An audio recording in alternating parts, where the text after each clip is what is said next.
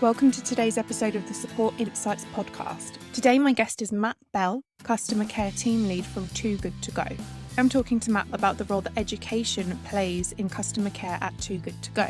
I'm your host, Bryony Mulcairn, Community Manager at CentreSum. Welcome to the Support Insights podcast, Matt. Thank you very much for joining me here today. You've been at Too Good To Go since July 2021. Yeah, I moved to the UK in January 21. So prior to that, I was teaching high school out in a town called Ipswich, which is about an hour west of Brisbane, which is my hometown. It's been amazing for me, actually. It's really wonderful to work for an organisation that is truly values driven and to work with people who are really united around a central mission, and that is fighting food waste. Especially these days, I think it's trendy to talk about sustainability measures, but to work for a company that is trying to prove that business can be a force for good is wonderful. And it gives us an opportunity to engage with a wide range of people and engage them on the mission.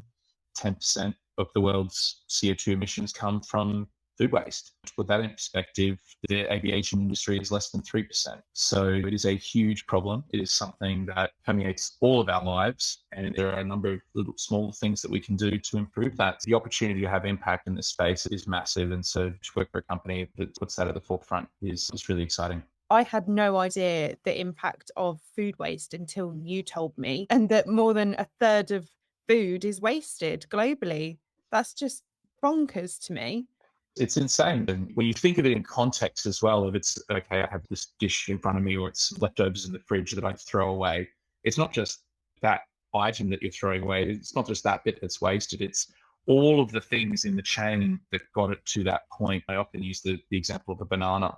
It's not just a banana going in the bin. It goes through the stages of being farmed, being picked, the truck to the port then shipping that from overseas and it going into the stores. Like every step along that process is adding carbon to the life of that product, and for it to end up in the bin where it's goes on to break down and create methane gas, which is even worse. Its life cycle is really tragic. So we want to make sure that people are aware of what this is and can do something small to interact and hopefully, as I said, save waste. But I know for a fact that if you keep the head of the banana bunch together, as you peel that off, it actually does make them go bad quicker. So if you just cover the tips, that'll hopefully keep them fresher for longer.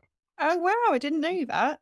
There you go, man. There's all this education that we can do. It's great. And all these little tips. And I think if we're just a little bit more aware as a society, I think we could save heaps from ending up in the bin. Yeah, we're only a few minutes into the podcast and you're already just dropping education. So there you have it. On brand, mate. On brand. Very on brand, yeah. So obviously education, as you've just mentioned, plays a massive part in reducing food waste. What things do you try and educate people on? I mean, there's a lot of areas that we do need to educate our customers on. I think one of the key ones that comes through that is a really easy thing to change is educating around understanding of best before dates or BBE dates, best before end versus like use by dates, to try and just encourage people to understand that best before date, it's not about food safety. It's about the quality of the food and the food being at its optimum stage, but that doesn't necessarily mean that it's not safe to eat after that date. Our research has found that only half of the British people know that food that's dated past its BBE is actually perfectly safe to eat. And that's millions of people who are potentially throwing away like perfectly edible food. So the education for us as a company goes really beyond just our own customers. A lot of people also don't realize that in the UK, it's perfectly legal to sell items past the best before dates. Just to elaborate to the wider audience, that use by date, that's there for safety. That's on things like meat, fish, poultry, things like that generally you would not push after that date. After that date, those things can become unsafe to eat. So we're not encouraging you to go out and eat week past fish. That would probably make you pretty sick. That's not what we're about at all. We take food safety really, really, really seriously, but educating our users to say, like, actually, those noodles or those ambient grocery items are perfectly safe. Those crisps, they're a few days out or even a week, but there's nothing wrong with them. So yeah, trying to educate when someone's written in, obviously complaining about this thing and then having to go, well, actually, this is perfectly fine and it's okay for you to engage with this food is certainly a challenge. Too Good To Go's social media is actually quite good at trying to give you these little tips. It was actually how I discovered the company in the first place. I was targeted marketing on Instagram and I was like, oh, these guys sound all right. And then ended up, 14, 15 months later, I run their care team. So like there's having that engagement, I think is really, really important to us as a brand. And it's not just to drive sales, it's really to actually drive culture change. I love that. I love that you saw the company, thought, oh, this is a really good message, and then went over to work for them. You're flying the flag now. Like Teaching. 100%. What can I say? It's a message that I connect with. And I think the real challenge for us is just making more people connect with that message. This is where that idea of education comes into play. I can put the information in front of you, but if you're actually not going to engage with it and really understand it or have someone explain it to you, then it doesn't really matter. It's about trying to break down those barriers, drive that change. We're in 17 different countries and it's a different beast in different countries as well. Like culturally, different areas, even within Europe, even within like the single country. I spoke to my Italian counterpart, and he talks about the relationship to food that's different in different regions of Italy. Obviously, as a culture as a whole, they have a real connection with it. And I think part of the challenge that we have here is the new generation, they're really disconnected from that notion of where their food comes from. Like we said, why are we slapping dates on and plastic bags on fresh produce when our life skill is being able to go into a grocery store and smell and feel a produce item and determine where it is in the freshness scale. So we're hoping that we can drive that conversation. So you mentioned the in-app prompts that you use to help customers self-serve or get information when they're mentioning something like best before end date. What does that process look like for you and for the customer? We sort of try to make the app as sort of like a one-stop shop of information, so customers can get as much information without needing to contact us first in the app. So within the app, you open the me section, it's called, and there's a whole bunch of little bits and pieces that we're constantly adding to all the time. If you have the app, I certainly recommend you go and have a look.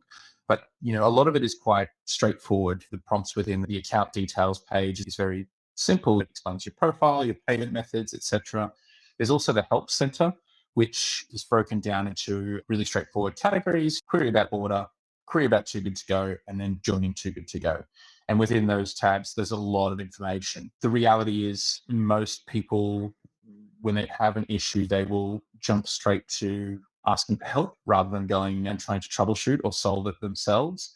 I'm sure this is particularly for anyone who works in the sort of technology related field. I think a lot of people in that sort of customer service area can really relate to that, where sort of people just go, oh, help me, but don't actually do the research. And there is actually a simple, straightforward answer right there on the app. So it comes back to trying to get customers to self-help. And we mentioned the in-app prompts when they do go through the process of making a complaint based on their selection and how they go through in the menus when they're selecting the nature of their complaint.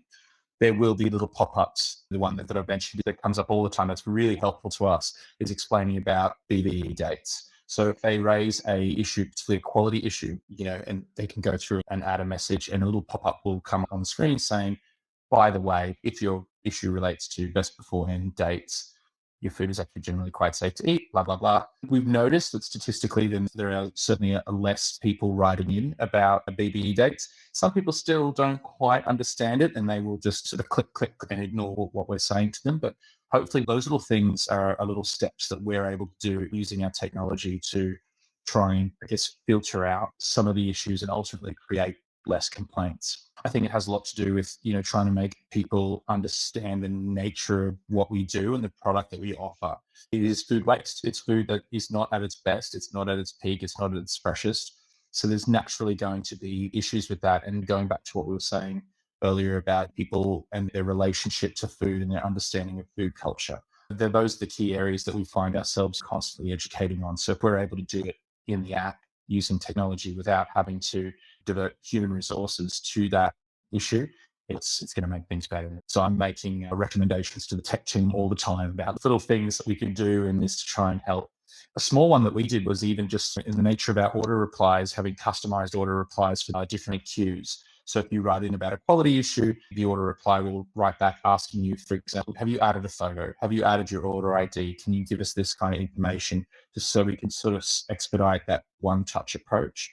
So there are little things that we can do, not just in the app, but just, I guess, using the technology available to us to try and make that process a lot smoother. How do you encourage your education first approach in your customer interactions and in your customer journey?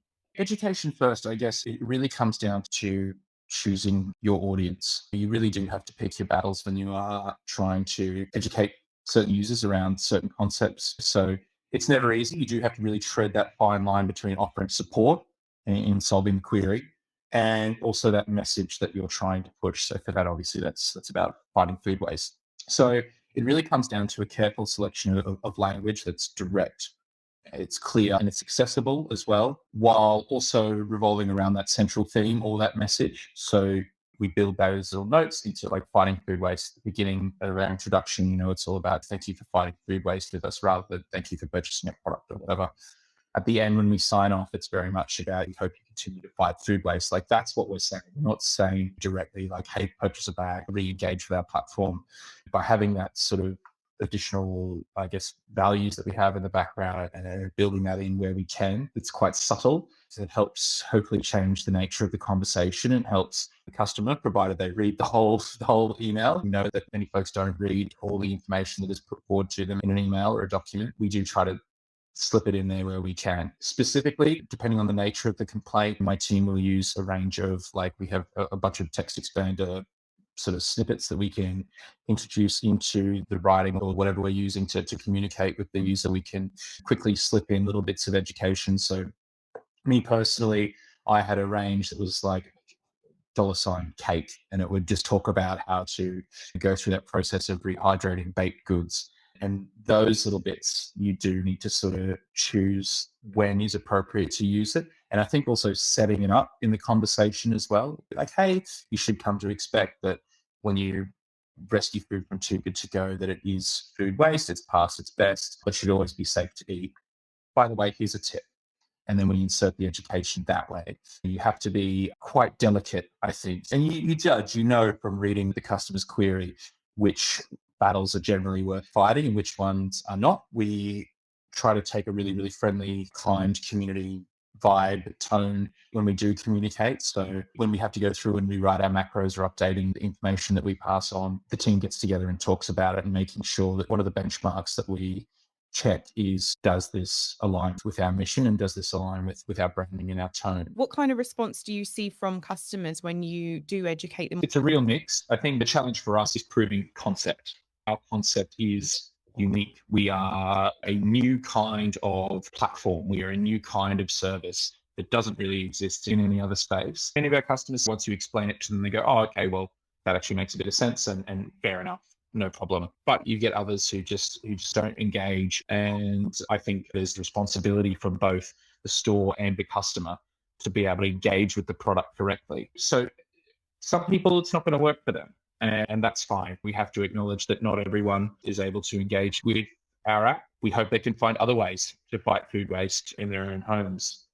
Again, if we can plant that little seed, and even if they no longer engage with the app, then that's a win for us. We view ourselves as a community and this community effort of everyone trying to fight food waste. When we approach it with that mindset, you do get more people generally trying to engage. But there are some who you just have to understand that, okay, it's not for them. Yeah, I think that's a challenge in any industry. I used to be a customer service agent, and there's just always going to be some cases where you're not going to get through because someone doesn't want you to get through to them. They're giving you a complaint because they're not happy and you're not going to change their mind. And unfortunately, that's just going to be the way it is with a few cases. But I think generally education is going to be the difference in areas like this. Too Good To Go is in 17 countries, which is an amazing achievement. How does customer care and education differ in different cultures? It's a great question. Different regions are different areas and people's relationships with food. You tend to notice the contact rates, the amount of people that complain based on the amount of meals that are saved is certainly higher in certain countries, particularly US, Canada, United Kingdom, and quite relatively low in other countries in Europe, especially areas that have, I guess, more of a culture around food. So it's different. The types of things that they're educating on might be a little bit different. And it totally depends on the laws in that country as well. In some countries, it is against the law to sell items past their PE. So having to engage with customers and explain that process might take a different approach to ours. So it's really important that the local teams in each market are really, really involved in this process and engaged with how they speak with their customers. But it is quite diverse. You look at some markets like the Scandinavian countries, they have really, really low contact rates because the engagement with this message of food waste, and it is waste. And this is sometimes you're going to get a soggy sandwich from a bakery, but like, what can you do to fix it? That is part of their understanding of the message. Whereas in other nations, if I get a soggy sandwich, well, I can't eat this straight out of the packet, so I'm going to complain. It's about that sort of understanding. And we have a user research team who is constantly digging into the data of different countries and trying to find out more information in this space. And so the approach that they take to education in different areas, the tone that they use has to be a little bit different. So yeah, really interesting. Yeah, I do find that super interesting because expectations on what customer service looks like and the things people are willing to tolerate before they send an email, that differs greatly depending on the region and the culture and everything, how they've been brought up, how other businesses operate in those areas. So I can't imagine how that changes with food as well. Because as you said, so many cultures are centered on food. For sure. And like with 50 million registered users, there's a lot of diversity in that space. Try and say that, oh, one rule is going to fit for all is completely naive. We do need to change that for each area. So the challenges and understandings in this space continue to grow. And obviously, we're in 17 countries now. Where are the next countries that we expand to? Who knows? How is that going to impact the customer experience in those places as well? Who knows? Time will tell, but it is really exciting. And you look after the UK team, is that right? Correct. And the British.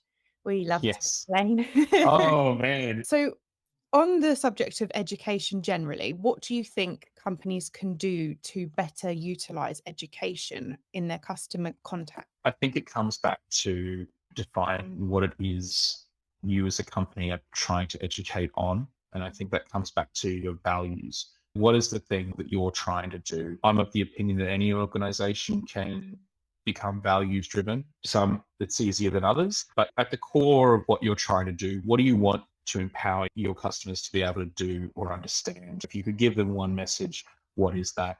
What do we want our users or our customers to really understand and embrace? And you stick to that message as an organization, not just in my communication with customers, but as a whole company, we're all aligned on this value. When I then go on to go and speak with customers in this space, that mindset is already at the forefront, and it just allows the conversation to flow in a way that has that education at heart. But I think having that clearly defined value of like, what are we trying to do here is really important. For us, it's obviously we're trying to save food from going in the bin. So if that means if this customer is going to be a long-term supporter of our app or one and done, it's not for them, that's fine. But when we have that interaction, and when we leave that interaction, do we know that we have tried to instill those values in that conversation?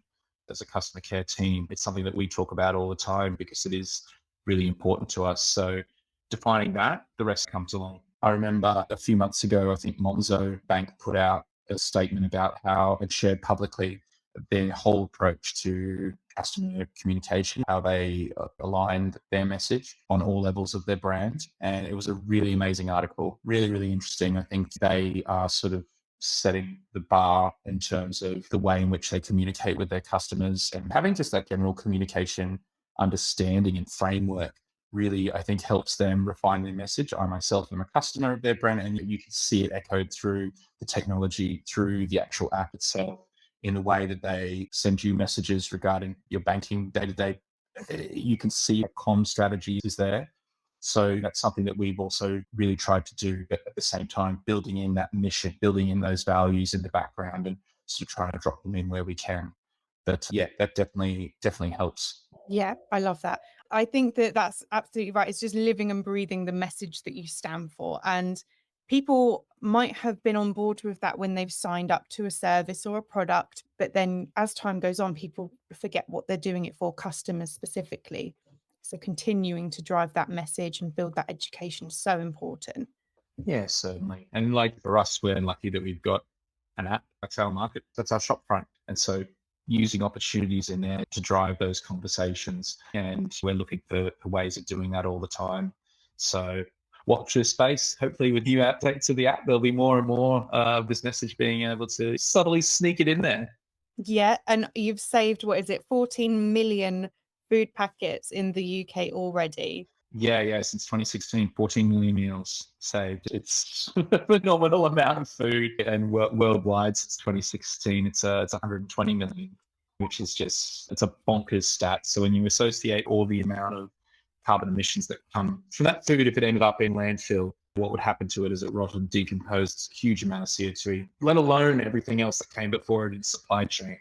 So yeah, it's something that we're obviously really into.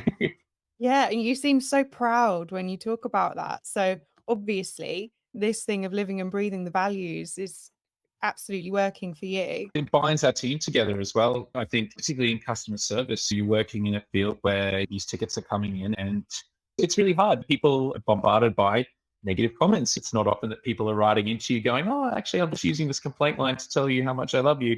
That doesn't happen very often. I think maybe some of our audience on this podcast can attest to that. Obviously, if they're writing into you, it's about an unpleasant thing and it's taking time out of their day and they're annoyed about it. And you, as a customer service agent, you're reading that ticket and it's negative. For us, people complaining and throwing, "Oh, no, the food was rubbish, so I threw it in the bin." Oh, it really gets you, because that's obviously One. exactly. But again, the flip side of that is when you have those values at the core of what you're doing, it makes it easier to be like, going to put that aside and on to the next one, because it's the mission that drives you. It makes the work easier to engage with. Ultimately, for each person, each one of those people that you engage with is hopefully going to go out and save a bunch of meals from going to waste. Yeah. It's going to save X amount of carbon, doing X amount for the planet. It does make it a lot easier. So, again, values being at the core of what any business can do, I think, is always going to improve their ability to deliver a positive customer experience. Do you have any favorite interactions that you've had or that you've seen with customers in your time at Too Good To Go? It's a really good question. I actually really like the challenging ones. Maybe it's something to do with my old high school teaching days. I think for me, those are the most rewarding because you're able to have conversations that certain people wouldn't be able to normally have in their day-to-day. And maybe no one's actually engaged them on this message. And maybe they're bombarded by political messages, the environmental messages getting lost in that wash. And then when you engage with them, you actually get a chance to speak and say, "Hey, actually, trying these things, you might like them." And they do. And they do like them. And then they write back to you and go, "Oh, well, I'm sorry. Because actually, I appreciate you taking the time because my kids love it." And you're like, "Hey, by far, those are the best." We obviously have a lot of people on our platform who are super important to us, who are naturally engaged with the Waste Warrior message. They're great. They are bread and butter. You love them. But the real satisfaction for me comes from the people who are not engaged in that environmental message and then leaving an interaction with us and actually coming back and saying, "This is great. And I've told all my friends and family about what you guys are doing." And those are the winners that I really like. Yeah, those are definitely the most rewarding.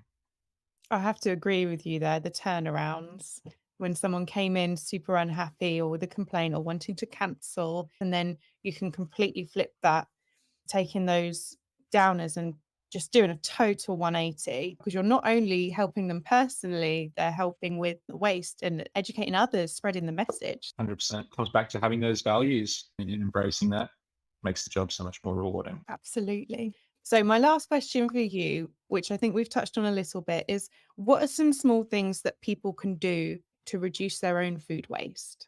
I mean, again, it comes back to that message of education. It's all good and well us finding an opportunity to say, "Hey, this is how you recycle your bread." But actually, there is such a wealth of information. There are huge communities online that you can join. Facebook groups like Journey to Zero Waste is one that I've seen around. I think the one thing that I would say to anyone is just think about it. Taking a moment to think and be a slightly more conscious consumer. I think if you yourself are a conscious consumer, you get to that space where you can then have a conversation with other consumers in other fields and it feels more natural. It doesn't feel forced because you, again, one of your values, you embrace that thought process, you embrace that lifestyle, and it makes it easier to actually engage in those processes. So my tip would definitely it's not really a specific one, just be thoughtful and make that journey to being a conscious consumer.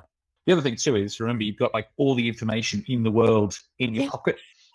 Yeah, just look it up. I've got a pomegranate in my magic bag. What do I do with that? Well, look it up. Do you know, I was so proud after my baguette find that I nearly messaged you.